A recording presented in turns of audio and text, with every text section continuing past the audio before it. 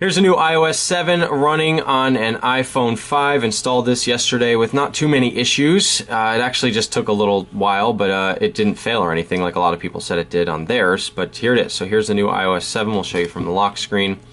So it pretty much gives your phone a fresh new look. And as you can see, it's probably one of the most beautiful operating systems I've ever seen. It sort of puts Android to shame when you really look at it compared to this. So it's beautiful. There are some new features. It looks more different than it actually is. Functionality-wise, it does a lot of the same things, but I'm going to go through some of the major changes that Apple made just so you can see. So first off, your quick settings down here. So if you swipe up from the bottom, you can finally see all of your settings. So if you want to change into airplane mode, you can do that. If you want to turn your Wi-Fi on and off, Bluetooth, your sleep, sleep mode there, which basically tells your phone not to do any notifications, and of course screen lock as well. What do they call it? Do not disturb, that's what they call it. You can of course change your volume up and, or that's your brightness up and down. Then you have your settings for your music and your AirDrop. And here's the thing too, they added a flashlight. So now one-click access to flashlight, which is really neat. That's gonna put a lot of apps out of business. Down here is one-click access to your timer. Let's see what else you have. You got a one-click access to your calculator, and one-click access to your camera as well. So again, you can access that from all of your screens, no matter where you are. You just swipe up from the bottom, and there you go. That's a feature a lot of people have been waiting for a long time on Android. Look at your notifications, swiping down from the top. So as you can see, it kind of gives you this rundown of your day. So Thursday, September 19th, gives you the weather report, your calendar, your stocks, and any events that you might have tomorrow. And then you can of course look at missed calls and everything you have on there as well. Let's take a look at multitasking. So now, you used to double click the home button and it used to bring up your little apps down here. Well, now it kind of looks like the way WebOS does back on the Palm phones.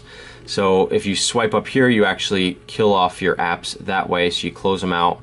Let's take a look at the camera. Now this is different depending on what model of the phone you have. On this iPhone 5, you'll get most of the features.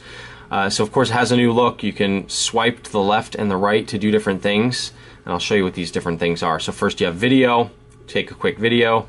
Remember, when you shoot video, always shoot like this, because that's the way we see things, not like this. You don't want black bars on the side. Photo. There's your camera. Now here's a cool thing. They added a square mode because they know so many people are taking pictures with the with Instagram. So of course, if you took a picture in the past and then you tried to put it in Instagram and it was full screen, you would lose a lot of the stuff because it would crop out the top and the bottom, or you had to put black bars on it.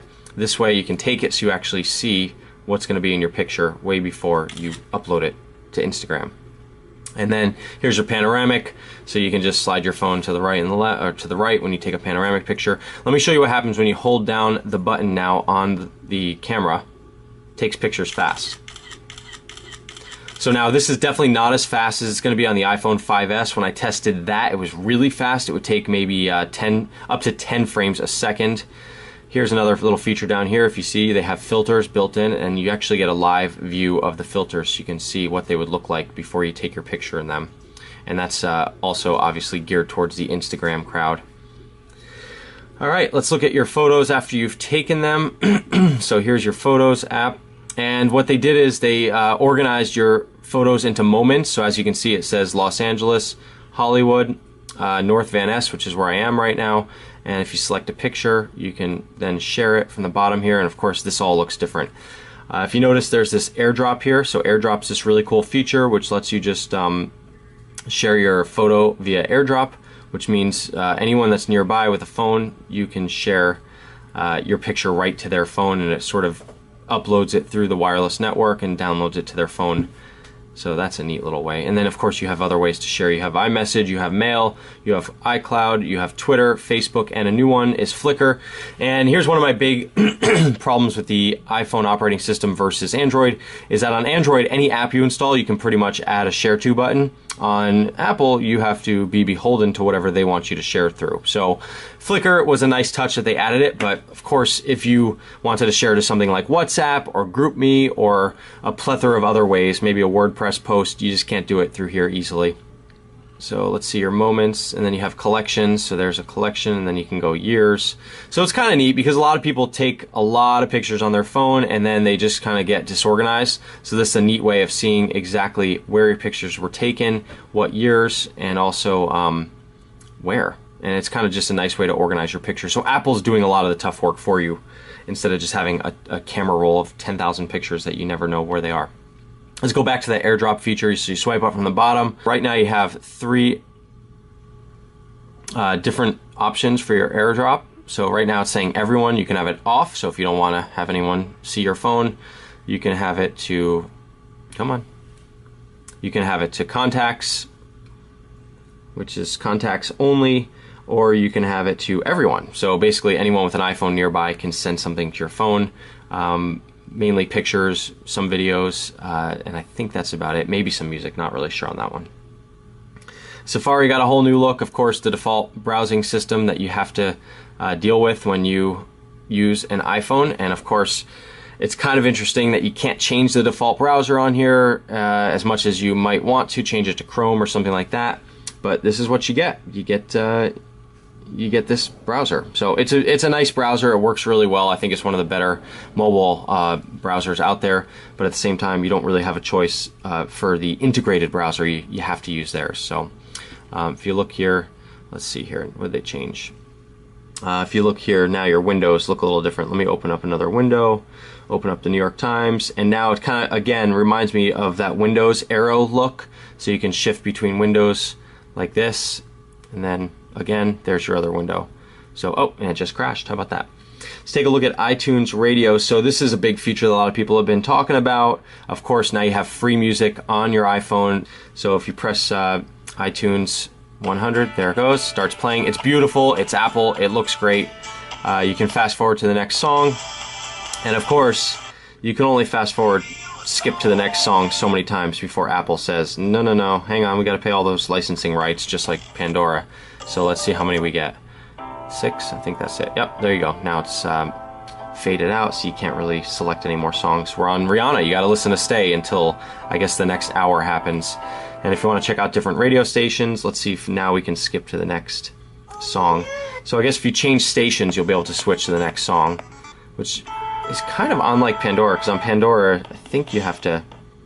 Oh, that's a good song. So you can star songs if you like it, play more like this, never play this song, add to your iTunes wish list. And up here you can see, of course, they're really pushing you to purchase this song on iTunes. So it's really more of a music discovery unit for Apple, but you know, you can easily listen to a lot of music forever for free and have a great time. I'm not getting any ads just yet. I did see an ad for Nissan earlier. Let's see if we can get an ad up here. I think you have to listen for a certain amount of time, probably half an hour before you see an ad. So anyway, I think the iTunes Radio is a really cool feature on this that a lot of people are going to enjoy. And of course, it's going to become the default music playing feature for a lot of people because it's just so much easier. It's built into your phone. So let's look at Siri now. So her voice has changed a little bit.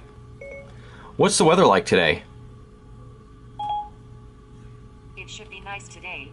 Up to 81 degrees Fahrenheit and sunny. So as you can see, Siri has kind of a new voice. She's got a different voice. It sounds a little bit better. Let's go into the settings and change it. You now have your choice also of a male voice as well. So we're going into the settings and let's do male voice and see how Mr. Siri sounds. What's the weather like today? Nice weather coming up today. Up to 81 degrees Fahrenheit and sunny. Okay, so his voice is kind of weird. I think I like the female voice a little bit better. Let's try a different query. Where does coffee come from? Here's some information. Oh wow, that was really fast. Just brings up Wikipedia. What movies are playing nearby today? Okay, give me a moment. I found quite a number of movies playing today near Los Angeles. Tell me what times the family's playing.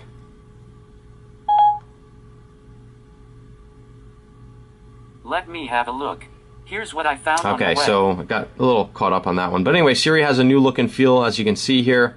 I think it looks pretty beautiful, as usual. So overall, the operating system is just a beautiful upgrade. Like I said, Are there a billion new features that you just have to relearn? I don't think so, but I do think it is a nice progression for Apple to bring this out. And one more thing that you'll really like is the auto update of apps. So instead of having that little red app icon in the corner, the little notification icon, you can actually, the first time you go to update your apps, it's just going to say, do you want to automatically update your apps? And you can say yes, and there you go. You never have to see that little thing again. All right. RichDeMiro.com. If you want to tweet me at RichDeMiro, hopefully I covered the basics in iOS 7, so you can decide if you want to upgrade and you know kind of what's going on here. Bye-bye.